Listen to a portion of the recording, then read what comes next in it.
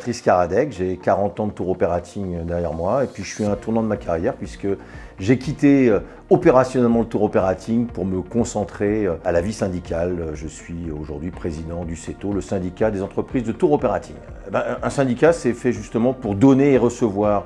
Je pense qu'il n'y a pas de succès dans une vie professionnelle quand on s'isole totalement. Et donc la vie syndicale, c'est aussi aider à ce partage, tendre la main vers les autres pour faire en sorte que notre profession défende ses intérêts et que les grands équilibres soient partagés avec tous les acteurs de cette profession. Donc les innovations dans notre industrie et au sein du CETO, on a créé un nouveau statut il y a quelques années maintenant, qui est le statut de membre associé. Et ces membres associés ne sont pas des tour opérateurs, ce sont plutôt des entreprises de technologie, des entreprises qui apportent des solutions innovantes que l'on veut présenter, que l'on veut partager avec l'ensemble de nos adhérents au CETO et ses membres associés. On a une quinzaine de membres associés aujourd'hui, 80% d'entre eux sont des solutions technologiques et d'autres membres arrivent bientôt au sein du CETO.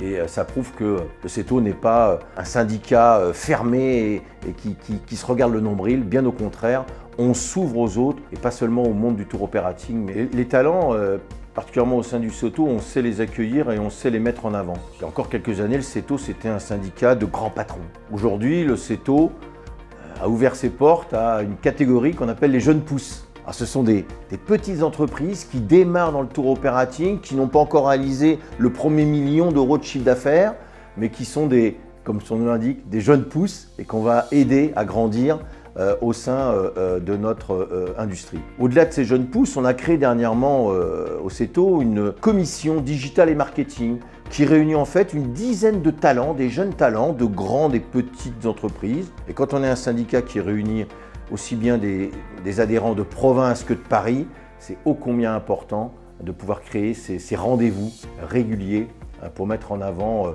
d'autres personnes que les grands patrons de cette profession.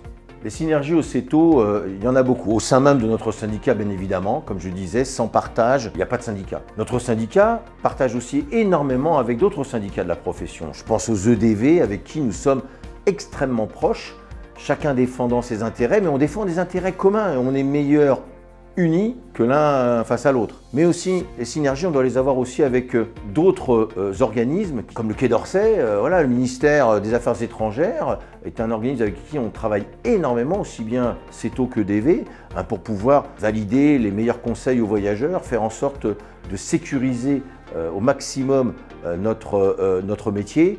La complicité qu'on a réussi à créer avec le Quai d'Orsay est aujourd'hui un atout majeur de notre syndicat. Toute l'équipe du CETO vous donne rendez-vous sur notre stand, sur le village des Taureaux, du 23 au 25 septembre. 3 jours pour partager, faire mieux connaissance et puis, je l'espère, vous impliquer avec nous dans la vie de notre syndicat. À très bientôt.